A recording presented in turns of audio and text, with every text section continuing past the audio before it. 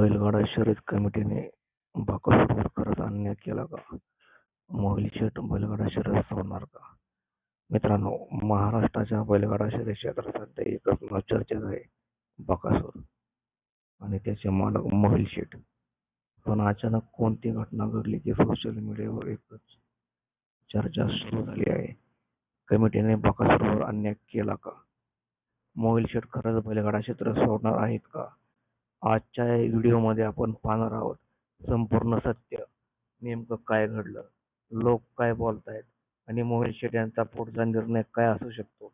Video शेवटपर्यंत नक्की पहा, कारण शेवटी मी तुम्हाला एक असा मुद्दा सांगणार आहे जो कदाचित संपूर्ण बैलगाडा क्षेत्रासाठी धक्कादायक ठरू शकतो. बकासूरची लोकप्रियता. बकासूर हे नाव आज महाराष्ट्रातील जवळपास प्रत्येक बैलगाडा प्रेमीला माहिती आहे. त्याची ताकद, त्याची स्पीड, त्याची एंट्री आणि मोहिल शेठ यांचं त्याच्यावर असलेलं प्रेम. त्यामुळे बकासूरने खूप कमी वेळात मोठी लोकप्रियता मिळवली. अनेक शर्यतीमध्ये बकासूरने जबरदस्त कामगिरी केली. काही ठिकाणी तर प्रेक्षक फक्त बकासूरला पाहण्यासाठी गर्दी करत होते. सोशल मीडियावर लाखो views, reel, status, fan following हे सगळं वाढत असताना अचानक एक वाद समोर आला. नेमका वाद काय आहे, चला तो आपण पाहूया. काही दिवसांपूर्वी झालेल्या एका शर्यतीनंतर सोशल मीडियावर पोस्ट व्हायरल होऊ लागल्या. काही लोकांचा आरोप होता की बकासूर सोबत अन्याय झाला, कमिटीने योग्य निर्णय घेतला नाही, काही नियम फक्त काही लोकांसाठी लागू होतात का? मात्र दुसरीकडे काही जण कमिटीच्या बाजूने बोलताना दिसले. त्यांचं म्हणणं होतं, शर्यतीचे नियम सर्वांसाठी सारखेच असतात, कमिटीने नियमाप्रमाणे निर्णय घेतला, भावनेपेक्षा नियम मोठे असतात.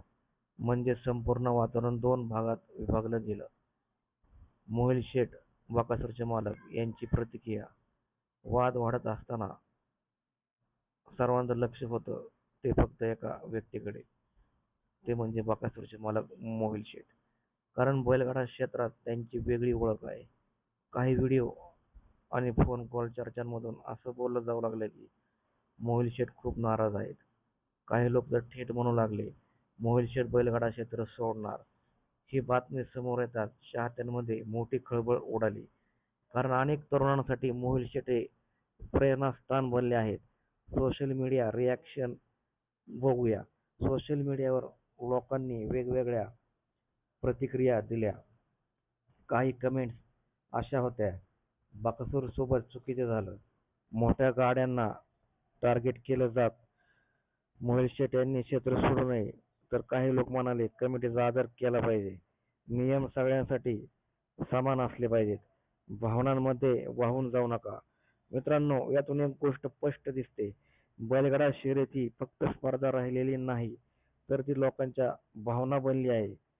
मोहिल शेठ बैलगाडा क्षेत्र खरंच सोडणार का?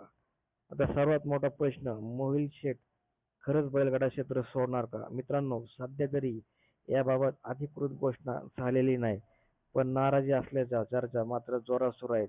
आणि जर खरंच त्यांनी असा निर्णय घेतला तर तो बैलगाडा क्षेत्रासाठी मोठा धक्का ठरू शकतो.